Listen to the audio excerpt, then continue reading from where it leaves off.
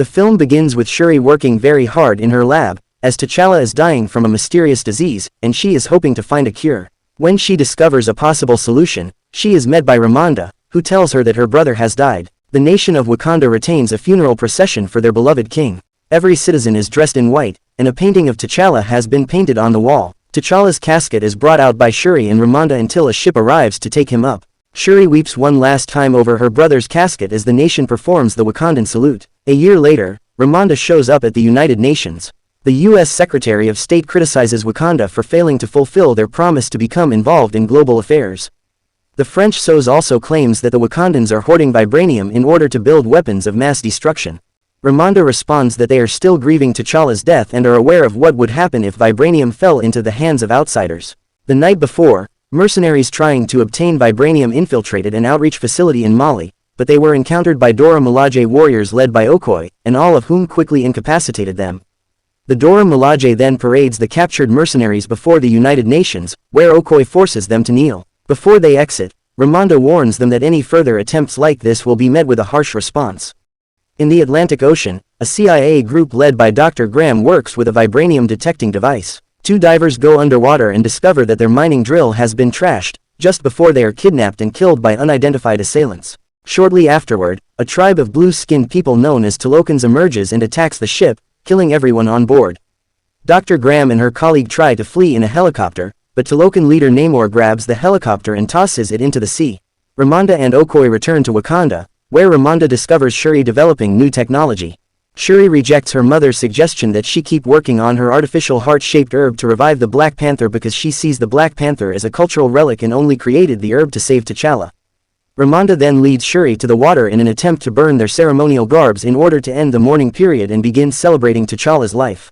Shuri is furious at the world for her brother's death. Moments later, they are encountered by Namor, who informs Ramonda and Shuri that he was dissatisfied with T'Challa's judgment to expose Wakanda to the rest of the world, because it exposed his kingdom to attackers, as Tulokans also possess vibranium. Namor orders them to find and bring the scientist who created the vibranium detecting machine to him, or else he will attack Wakanda. He also tells them not to tell anyone about his existence. Ramonda assigns Okoye to find the scientist, but Shuri joins her despite her mother's objections. She and Okoye travel to Virginia to question Everett Ross about the scientist. To their surprise, Ross reveals that the scientist is an MIT teenager named Riri Williams. Shuri enters Riri's dorm room and informs her that she must accompany them, as well as learning that her vibranium detecting machine was merely a school project that the CIA acquired. Riri doesn't think the urgency until Okoye appears from her bathroom and forces Riri to accompany them. Riri takes Shuri and Okoye to her garage to work on her projects. Soon after, FBI agents show up at the garage, forcing the ladies to act quickly and flee. Riri gets her own iron armor suit that allows her to fly, while Shuri and Okoye try to flee. A drone pursues them, but Riri is able to shoot it down before she starts running out of oxygen. The drone then crashes across many cop cars, letting Shuri and Okoye to continue their journey. Unfortunately, they are stopped when the Tulokans enclose them on a bridge and throw a water explosive at them, and knocking Shuri out. Riri also crashes upon the scene, and the Tulokans try to capture her, but Okoye gets involved in battle with them, apparently killing 3 soldiers before confronting the General Atuma. He tries to kill her with her own spear until she shocks it free, and the other 3 Tulokans start rising uninjured. When Okoye tries to keep fighting, she is smashed off the bridge. Shuri regains consciousness and tells the Tulokans to take her and Riri with them. The next day, Ross goes to the crime scene on the bridge, where he is met by Contessa Valentina de Fontaine, who is now the director of the CIA and Ross's ex-wife. Ross tracks down Shuri's Kimoyo beads and steals them. Okoye returns to Wakanda before the council to ask Ramonda to lead a group underwater to find Shuri, but Ramonda deprives Okoye of her rank as general and her position as Dora Milaje for her failure to keep Shuri safe. Ramonda visits Shuri's lab and instructs her AI griot to locate Shuri's beads. She reaches Ross, who speaks to her privately behind Val's back. He informs Ramonda that the CIA claims to believe Wakanda is to blame for the mining ship attack, but Ramonda is unable to reveal much about Namor's involvement. Ramonda travels to Haiti, where she discovers Nakia has been working at a school since the blip. While she and Ramonda are delighted to meet each other, Ramonda sees that Nakia was not present at T'Challa's funeral. Nakia tells Ramonda that she can't bear the thought of it being the end of his life, even though Ramonda tells her that death is never the end for Wakandans. She requests Nakia's assistance in rescuing Shuri. Nakia travels to the Yucatan Peninsula to speak with a local village woman who has encountered Namor and identifies his legend as Kukulkan, or the feathered serpent god. Down in Talokan, Shuri has been provided cultural garbs to dress before going to meet with Namor. He begins to tell her his backstory. In 1571, his mother was part of a village infected with smallpox following the arrival of Spanish conquistadors. For salvation, the people have turned to the god Chak. They discovered a blue material beneath the water that they ingested to cure their ailments, but it changed their skin blue and forced them underwater because they could no longer breathe air. Namor was born with wings on his ankles and the capacity to breathe both on land and underwater, making him unique among his peers. His mother died heartbroken from missing her life on the surface, and when he came to bury her, he discovered the conquistadors robbing and enslaving the villagers. Namor and the Tolokans attacked, with one priest referring to Namor as Neo Sin Amor, a child without love, which is where his name comes from, because he has no love for the surface world. He takes Shuri forward and shows her his empire, a prosperous and thriving nation similar to Wakanda, and he asks Shuri to assist in protecting their kingdoms from the rest of the world. Nakia sets out on her mission to find Shuri and Riri.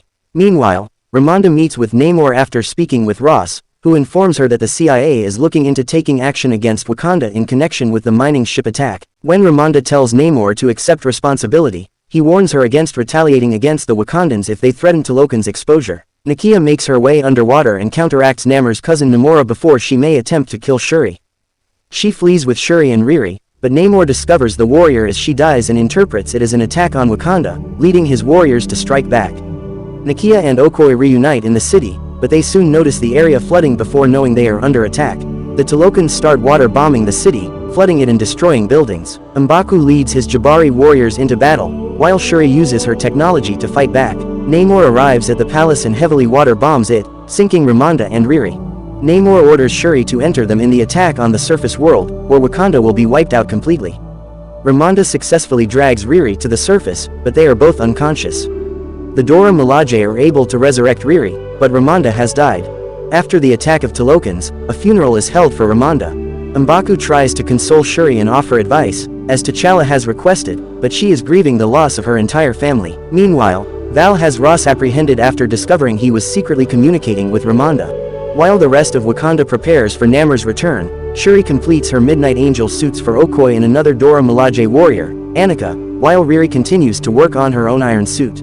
Shuri discovers that the bracelet Namor gave her contains a material used by the Talokans to live underwater, which she successfully combines with T'Challa's DNA to create an artificial heart-shaped herb.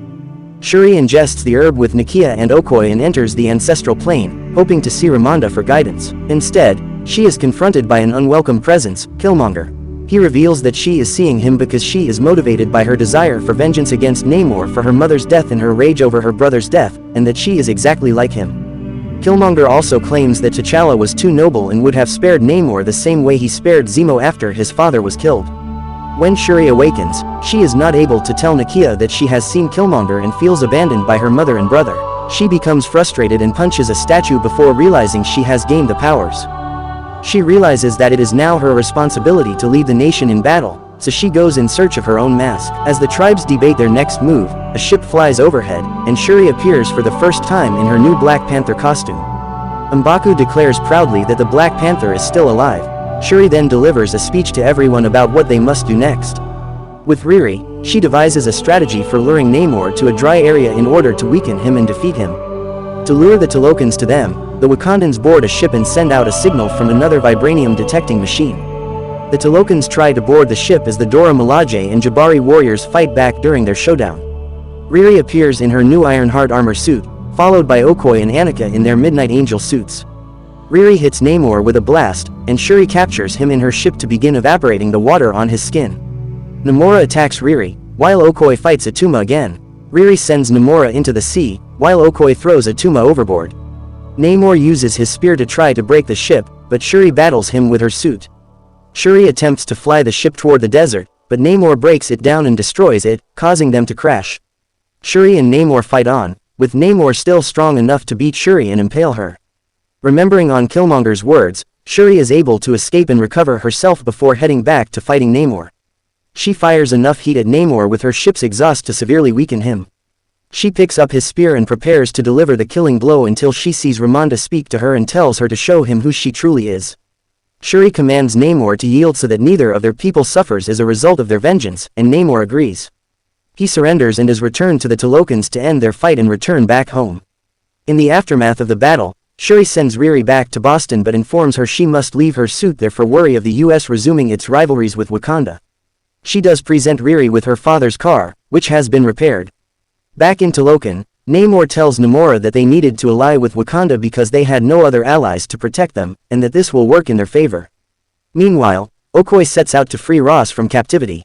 Shuri travels to Haiti to meet Nakia on a beach because she has one thing she wants to do. She sits by a campfire, burning her ceremonial garbs, as she reminisces about T'Challa and finally mourns his death. In the post-credits, Nakia appears with a young boy named Toussaint, who is her and T'Challa's son and thus Shuri's nephew. Nakia affirms that Ramonda did meet him before her death and he has been living peacefully there ever since. Toussaint reveals to Shuri his Wakandan name is T'Challa. She sits and smiles as she realizes her brother's legacy lives on. The final thing we see is a tribute to Chadwick Boseman. The movie ends here. I hope you have enjoyed this. Give thumbs up, share and subscribe to the channel for more content like this. Have a good day and thanks for watching.